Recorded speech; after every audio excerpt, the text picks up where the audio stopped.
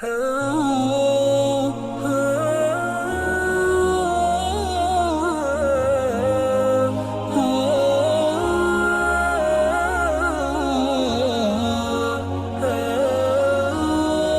اللہ الرحمن الرحیم۔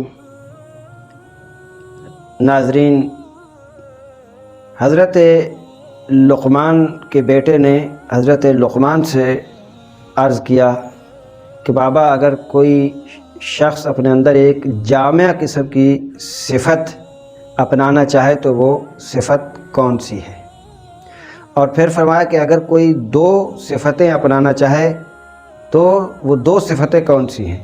پھر فرمایا کہ تین صفتیں اگر کوئی اپنانا چاہے تو وہ تین صفتیں کیا ہیں؟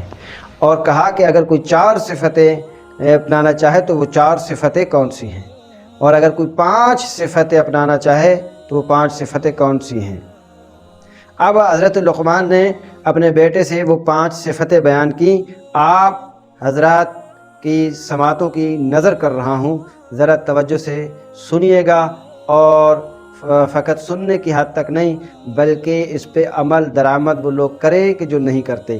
جو کر رہے ہیں مولا اللہ تعالیٰ محمد و آل محمد کے صدقے میں ان کی توفیقات نیک میں اضافہ کرے، اور جو نہیں کر رہے تو خداوند متعال آل محمد کے صدقے میں ان کو ہدایت عطا فرمائے۔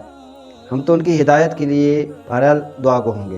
پانچ جامع قسم کی صفات لقمان نے اپنے بیٹے کو بتائی۔ کہا پہلی صفت دین ہے، اور دوسری دین و دولت ہے، تیسری دین دولت اور حیا ہے، چوتھی دین دولت حیا اور حسن خلق ہے، پانچویں دین دولت حیا حسن خلق اور سخاوت ہے۔ یقیناً ان پانچ صفات کا حامل بننا ہر انسان کی ذمہ داری ہے کہ وہ بنے، اور ان میں سے جتنی استطاعت اس کی ہے اور جتنا وہ مقام ہے اس کا، اس حد تک کم از کم ان صفات میں سے کچھ صفتوں کا تو حامل بنے۔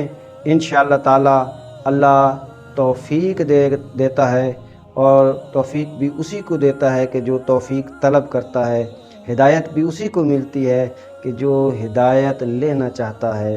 جو ہدایت لینا نہ چاہے تو پھر اسے کبھی بھی ہدایت نہیں ملتی۔ خداوند متعال سے اپنی ہدایت کے لیے دعا کرنی چاہیے، اور سب سے پہلے اپنی اصلاح کرنی چاہیے۔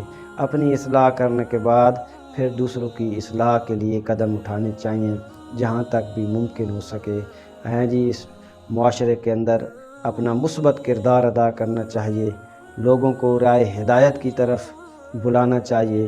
تو یہ سارے کے سارے امور جو ہے وہ ہر انسان، ہر بالغ و عاقل انسان کے ذمہ ہے کہ وہ امر بالمعروف اور نہی عن المنکر کرتا رہے، فقط دوسروں کے لیے نہیں بلکہ خود اپنی بھی اصلاح کرے، خود سازی کرے، اپنا محاسبہ کرے۔